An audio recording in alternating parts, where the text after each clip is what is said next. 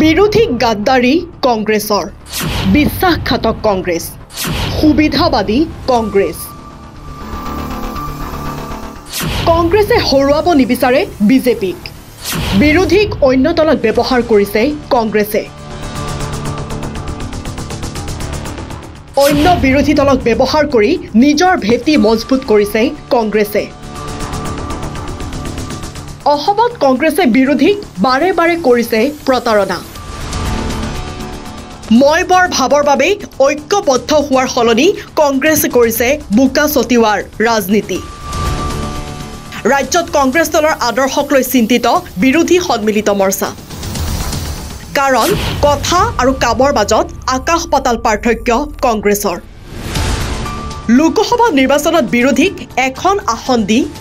13খন আসনত প্ৰাৰ্থী প্ৰক্ষেপ কৰিছিল কংগ্ৰেছে বৰপেটাত CPIMক বিশ্বাসঘাতকতা কৰিছিল কংগ্ৰেছে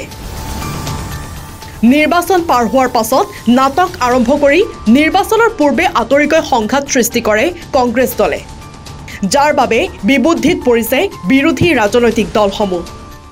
পঞ্চায়ত নিৰ্বাচন সম্পৰ্কে ৰাইজৰ দলৰ স্থিতি সদায় ঘোষণা কৰি আহিছোঁ পঞ্চায়ত নিৰ্বাচন সম্পৰ্কে আমাৰ স্থিতিটো হ'ল যে যদি 2026 চনত বিজেপিক পৰাজিত কৰিব লাগে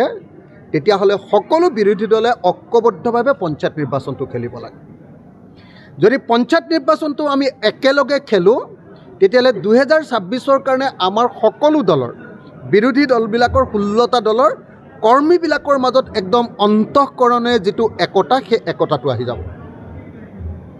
এইকেইদিন যে যিটো কাজিয়া হৈছে উপ নিৰ্বাচনক লৈ আমাৰ যিটো কাজিয়া হৈছে MP নিৰ্বাচনক লৈ CPM আৰু আমাৰ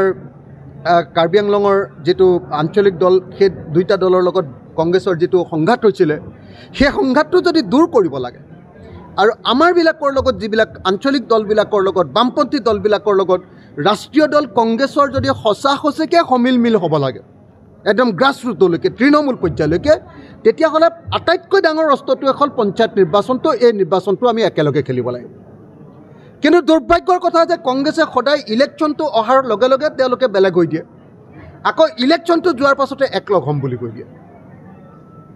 আপোনালোকে নিজে দেখিছে আপোনালোকে যেতিয়া আপোনালোকৰ ইয়াত আমি থাউৰাৰ উপ নিৰ্বাচন খেলিছিলোঁ তেতিয়া তেওঁলোকে আমাৰ লগত বেলেগ হৈ দিলে তেওঁলোকেও খেলিলে আমিও খেলিলোঁ তাৰ ফলস্বৰূপে বিজেপি জিকিলে একদম আমি জিকিব পৰা সমষ্টিটোত হৰাই দিলে কংগ্ৰেছে